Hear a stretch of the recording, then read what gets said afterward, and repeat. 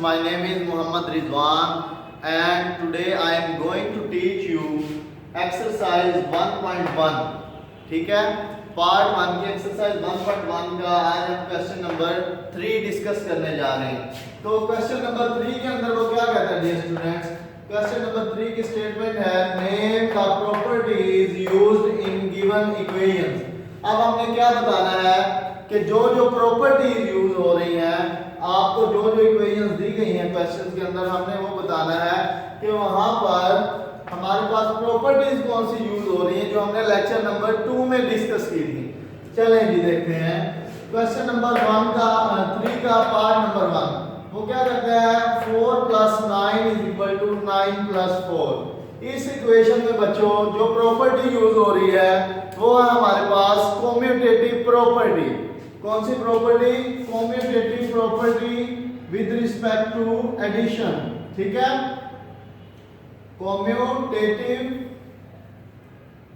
Property, और साथ में हमारे पास क्योंकि एडिशन आ रही है तो विद रिस्पेक्ट टू एडिशन बोल देंगे। ठीक है,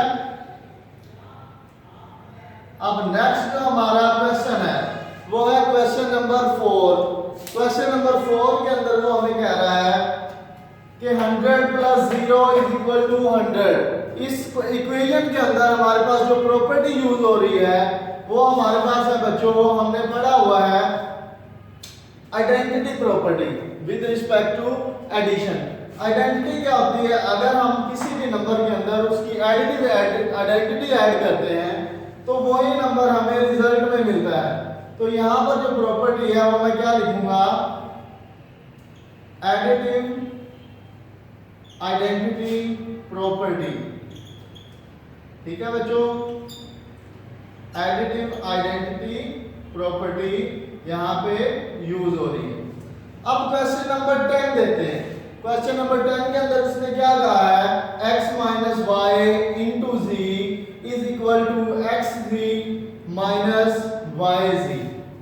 ठीक है, तो अब यहां पर कौन सी प्रॉपर्टी यूज हो रही है? यहां पर अब हम देख रहे हैं कि हमारे राइट साइड पे z, इस हमारे पास इक्वेशन के अंदर z जो है ना मल्टीप्लाई हो रहा है x - y के साथ। अब क्योंकि ये दो टर्म्स हैं तो राइट साइड पे जो टर्म मल्टीप्लाई हो रही है उसके रिजल्ट में हमारे पास ये आंसर है xz - yz। तो यहां पर हम क्या लिखेंगे, राइट डिस्ट्रीब्यूटिव लॉ। क्या लिखेंगे? राइट डिस्ट्रीब्यूटिव प्रॉपर्टी या डिस्ट्रीब्यूटिव लॉ यूज हो रहा है। ठीक है बच्चों, अब हम इसके बाद जो क्वेश्चन डिस्कस करने जा रहे हैं वो हमारे पास क्वेश्चन नंबर 4। क्वेश्चन नंबर 4 में वो कहता है हमें prove that the rules of addition. और इसका जो पार्ट नंबर 1 है क्वेश्चन नंबर 4 का वो हमें दिया गया a/c + b/c = a + b/c। तो अब हमने प्रूव करना है, लेफ्ट हैंड साइड ले लेंगे। ठीक है, तो हमारा जो आंसर आना चाहिए वो राइट हैंड साइड के इक्वल आना चाहिए। और यहाँ पर जो हमारे पास रूल्स यानी कि प्रॉपर्टीज जो हमने पढ़ी थी वो क्या क्या आ रही हैं वो भी हम साथ में डिस्कस करते जाएंगे। जी बच्चों, तो मैंने लेफ्ट हैंड साइड ले ली a/c + b/c। ठीक है, तो अब हम इसको सॉल्व करते हैं। हमने पढ़ा हुआ है मल्टीप्लिकेटिव आइडेंटिटी हमारे पास क्या होती है बच्चों, 1 होती है। अगर मैं a के साथ मल्टीप्लिकेटिव आइडेंटिटी 1 मल्टीप्लाई करता हूं, ठीक है, तो कोई फर्क नहीं पड़ेगा, आंसर में हमारे पास क्या आएगा, a ही आएगा। a.1 ठीक है प्लस अब b.1/c, ये भी मैं लिख सकता हूं। यहां पर भी मैंने क्या किया, मल्टीप्लिकेटिव आइडेंटिटी मल्टीप्लाई करा दी इसके साथ b के साथ। तो अब मैं इसको लिख सकता हूं a.1/c + b.1/c। ठीक है डियर स्टूडेंट्स, क्योंकि ये हमारे पास a जो मल्टीप्लाई हो रहा है न्यूमरेटर के साथ मल्टीप्लाई हो रहा है, तो हम लोगों ने पढ़ा हुआ है बिकॉज a.1/c को हम लिख सकते हैं sorry a dot 1 over c को हम अलग अलग लिख सकते हैं, a डॉट 1 ओवर c। तो इसी तरह b के साथ हमने यही किया, b डॉट 1 ओवर c लिख दिया। अब हम देख रहे हैं राइट साइड पे, हमारे पास राइट साइड पे 1 ओवर c यहाँ भी मल्टीप्लाई हो रहा है और यहाँ भी मल्टीप्लाई हो रहा है। तो यहाँ पे हम क्या करेंगे, राइट डिस्ट्रीब्यूटिव लॉ अप्लाई कर देंगे।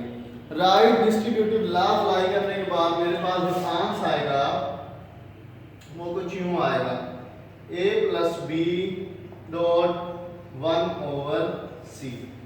ठीक है, 1 ओवर c किसके साथ मल्टीप्लाई हो रहा है, a प्लस b के साथ। तो यहाँ पर हम साथ में लिख देते हैं कि यहाँ पर जो हमने प्रॉपर्टी यूज की है वो क्या है, राइट डिस्ट्रीब्यूटिव प्रॉपर्टी या राइट डिस्ट्रीब्यूटिव लॉ भी लिख सकते हैं। तो अब हमने क्योंकि पहले भी बात की है ए डॉट, जी डियर स्टूडेंट्स, तो हमने यहाँ पे राइट डिस्ट्रीब्यूटिव प्रॉपर्टी यूज की है, a plus B dot 1 over c।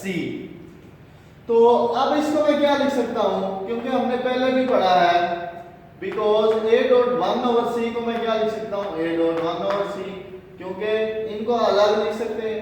इसी तरह मैं इस पॉइंट को क्या लिख सकता हूँ, a plus B dot 1 over c, क्योंकि मैंने न्यूमरेटर 1 के साथ a प्लस बी को मल्टीप्लाई करवा दिया। अब हमने पढ़ा हुआ है जो हमारे पास मल्टीप्लिकेटिव आइडेंटिटी होती है वो क्या होती है, 1 होती है। अब उसको इसके साथ मल्टीप्लाई करवाएंगे तो हमारे पास रिजल्ट क्या आएगा, a प्लस बी ही आएगा।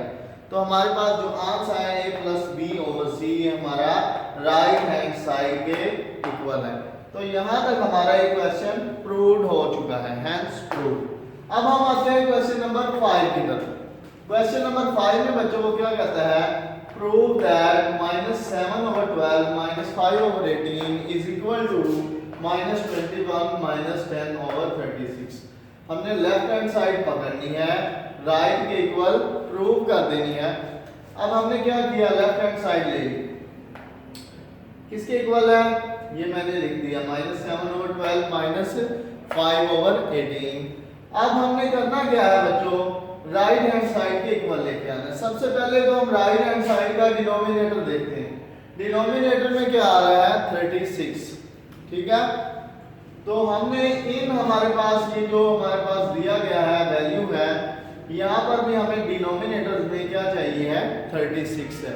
ठीक है, तो मैं -7 ओवर 12 को क्या लिख सकता हूँ, -7 डॉट 1 ओवर 12। ठीक है, माइनस इसको भी 5 डॉट 1 ओवर 18 लिख सकता हूँ, क्योंकि हमें पता है मल्टीप्लिकेटिव आइडेंटिटी 1 होती है, उसको किसी के साथ भी मल्टीप्लाई करवा लें तो हमारे पास आंसर वही आता है जी। तो अब हम इनको अलग अलग लिख देते हैं, -7 ओवर 12 डॉट 1, ठीक है, -5 ओवर 18 डॉट 1। ठीक है बच्चों, तो अब हमारा जो काम है वो हमें क्या करना है, 1 की जगह पे मैं क्या लिख सकता हूँ, ठीक है, वो मैं आपको बताने लगा हूँ, -7 ओवर 12 डॉट। अब 1 की जगह, अच्छा डिनोमिनेटर में हमें क्या चाहिए, 36। 12 के साथ क्या मल्टीप्लाई या डिवाइड करेंगे कि हमारे पास 36 आ जाएगा। तो 12 के साथ अगर मैं 3 को मल्टीप्लाई करूं तो मेरे पास 36 आ रहा है। तो हमें 1 की जगह हम क्या लिख सकते हैं, 3 डिवाइडेड बाय 3, क्योंकि अगर मैं 3 को 3 के साथ कैंसिल करता हूं तो हमारे पास 1 ही आता है। ठीक है, अब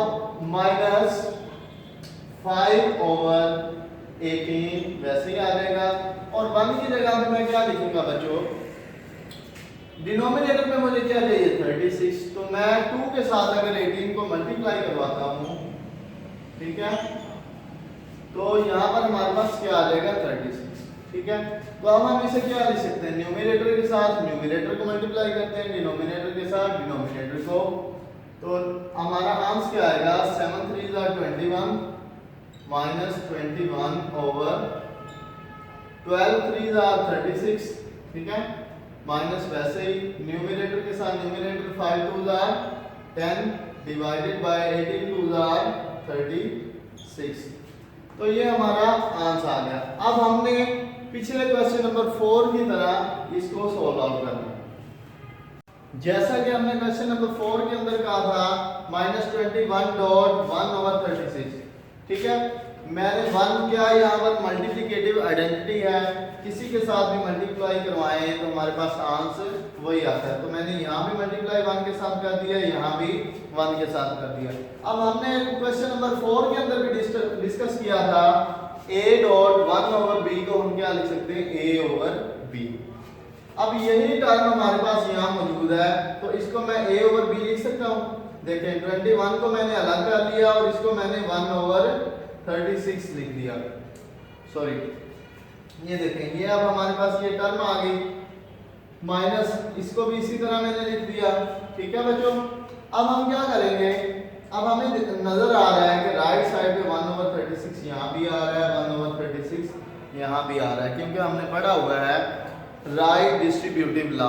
उसको यूज करते हुए मैं क्या लिख सकता हूँ, -21 -10, ठीक है। ये हमारे पास एक साइड पे और 1/36 हमने कॉमन ले लिया by using right distributive law. तो अब हमने ये चीज पढ़ी हुई है कि ये हमारा a है, क्या है बच्चों, ये हमारा a है और ये हमारे पास 1/b है, ठीक है। इस टर्म को मैं क्या लिख सकता हूँ, a/b लिख सकता हूँ। तो ये मैंने ऐसे ही किया है, ये मैंने a/b में कन्वर्ट कर दिया। अभी हमारे पास किसके इक्वल आ गया, राइट हैंड साइड के इक्वल आ गया। तो ये था बच्चों आज का हमारा लेक्चर नंबर 3, ठीक है। इसी तरह आप लोगों ने मजीद जो इसके रिमेनिंग क्वेश्चन है वो सॉल्व आउट कर लेने हैं। अगर आपको लेक्चर अच्छा लगे तो आप लाइक कीजिएगा, शेयर कीजिएगा, सब्सक्राइब कीजिएगा। अल्लाह हाफिज़।